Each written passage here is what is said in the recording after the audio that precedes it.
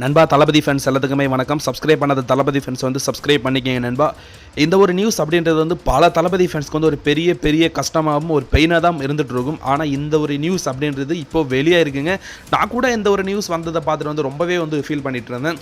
அதாவது வந்து என்ன நடந்திருக்கு அப்படின்றது வந்து சொல்கிறேன். நம்ம தளபதி விஜய் அண்ட் சங்கீதா இவங்க ரெண்டு பேருக்கும் வந்து மேரேஜ் ஆச்சு. ஸோ ரொம்ப சூப்பரான கப்புள் அப்படின்றது தான் தெரியும்.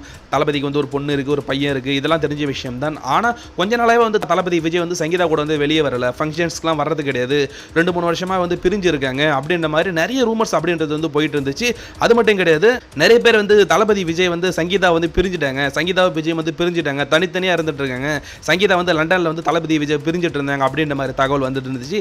நம்ம தளபதியோட சைடில் இருந்தும் சரி தான், தாவேகா சைடில் இருந்தும் என்ன சொல்லியிருந்தாங்கன்னா, தளபதியோட பொண்ணு வந்து படிச்சுட்டு இருக்காங்க வெளிநாட்டில் இருந்து, அதுக்காக கூட இருந்து சங்கீதா அண்ணி வந்து கூட இருந்து அவங்க பார்த்துட்டு இருக்காங்க அப்படின்ற மாதிரி தகவல் வந்துட்டு இருந்துச்சு. ஆனால் இன்னைக்கு ஒரு அதிர்ச்சியான செய்தி வந்திருக்குங்க. நியூஸ் 7 தமிழ் சேனல் இருக்கு இல்லைங்களா, அவங்க தான் வந்து அஃபிஷியலாக வந்து போட்டிருக்காங்க. அதில் அவங்க என்ன சொல்லியிருக்காங்க அப்படின்னா, நம்ம தளபதி விஜய்க்கும் சங்கீதாவுக்கும் வந்து டிவோர்ஸ் ஆக போகுது. சங்கீதா இருக்கா இல்லைங்களா, அவங்க வந்து டிவோர்ஸ்க்கு வந்து அப்ளை பண்ணியிருக்காங்களா செங்கல்பட்டு குடும்ப நல நீதிமன்றத்தில் வந்து டிவோர்ஸ் அப்படின்றது அப்ளை பண்ணியிருக்காங்களா சங்கீதா. இது அவங்க வந்து அஃபிஷியலாக வந்து போட்டிருக்காங்க. நான் வந்து ஏம்பரை உருட்டுறேன்னு சொல்லுவீங்க, அதனால தான் ஸ்க்ரீன் ரெக்கார்டரும் எடுத்து வச்சிருக்கேன், ஃபோட்டோ அப்படின்றதும் நான் எடுத்து வச்சிருக்கேன்.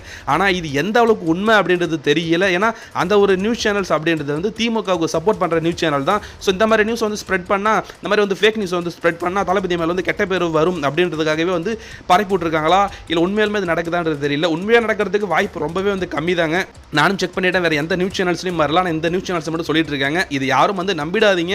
அஃபிஷியலாக வந்து தளபதி சைட்லேருந்து வந்தால் மட்டும் தான் அதை நம்புங்க, அது வரைக்கும் வந்து நம்பாதீங்க. ஆனால் இது உண்மையாக இருக்காது, இருக்கக்கூடாது அப்படின்றத வந்து தளபதியோட அனைத்து ரசிகர்களோட ஒரு எண்ணமாக இருந்துட்டு இருக்கு. ஸோ வெயிட் பண்ணி பார்க்கலாம், இது உண்மையா இல்லை வந்து உருட்டா, இல்லை வந்து அந்த போஸ்ட்ன்றது கொஞ்ச நேரத்தில் டிலேட் பண்ணிட்டு அந்த நியூஸ் சேனல்ஸ்காரன் ஓடிடுவானா அப்படின்றது வந்து நம்ம வெயிட் பண்ணி தான் பார்க்குறோம். அப்போ தான் நமக்கு வந்து தெரியும். ஸோ நீங்கள் என்ன நினைக்கிறீங்கன்றத கமெண்ட்ஸில் சொல்லுங்கள் நண்பா. சப்ஸ்கிரைப் பண்ணாதவங்க சப்ஸ்கிரைப் பண்ணுங்கள் நண்பா. தேங்க்யூ.